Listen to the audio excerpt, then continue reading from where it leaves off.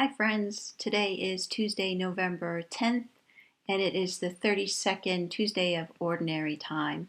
And today's Gospel is from the Gospel of Luke. Jesus said to the apostles, "Who among you would say to your servant who has just come in from plowing or tending sheep in the field, 'Come here immediately and take your place at table'?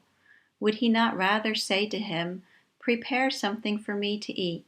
Put on your apron and wait on me while I eat and drink. You may eat and drink when I am finished'? Is he grateful to that servant because he did what was commanded?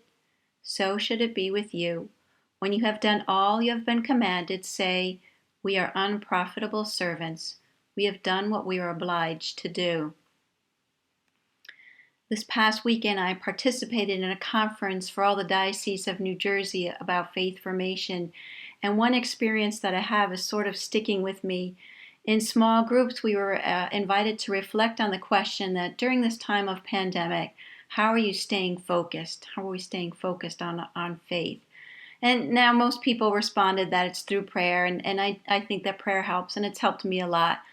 But maybe it's because our church has been so focused on C3 and God's call in our lives, but that I kept thinking that something that helps me stay focused is always trying to hear every day how God's calling me each day and how am I responding. Today's gospel reading to me is about listening to God's call to each of us.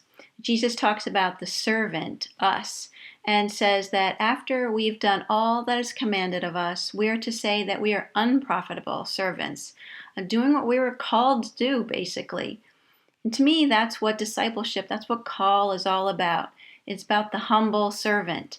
The servant doesn't choose to serve, doesn't choose when to serve or who to serve or how he's going to serve. The servant just responds to the call and allows God to work within us. Each day we're answering God's call through our ordinary lives.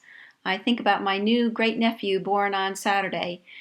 He's already called to bring his mom and dad to parenthood, called to bring the family to a new way of being. Even at this tender young age, he has an important job. I think about the young man who comes every Saturday to mow the lawn, my mom's lawn, and how he's called just through his very presence. For her, it's a little contact with somebody during this time of isolation, and it's an amazing call for him too. Each of us called all day to do all kinds of things, and we don't know what the profit is. In fact, we don't do it because there is anything in it for us, but there often is in God's bigger plan. That's what disciples do. We listen to how we're being called and we respond. We respond in love as best that we can to be where we're needed when we're needed in the world. The trick, I think, to being focused is to be listening, to have our hearts and our eyes and our ears opened, and to be able to respond to that. This reading also reminds me of relationship. As God's people, we listen for how we're called to love and serve the others, and the service is not transactional. There's nothing in it there's not supposed to be anything in it for us, but it is relational. God is going to be there with us. That's the covenant with us that God made to Moses. I'll be your God and you'll be my people. And as people of God, we love and serve each other. It's what Jesus taught us to do. And the other side of that promises that God will be with us. He's not going to abandon us. He's going to stay with us. So there's that great relationship that we have. So we're the humble servant, but God's also humbly serving us. What is asked of us? I think of this great quote from the prophet Micah.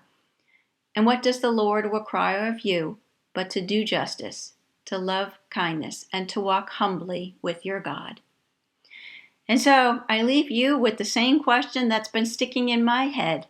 How are you keeping focused on your faith? I wish you much peace this week.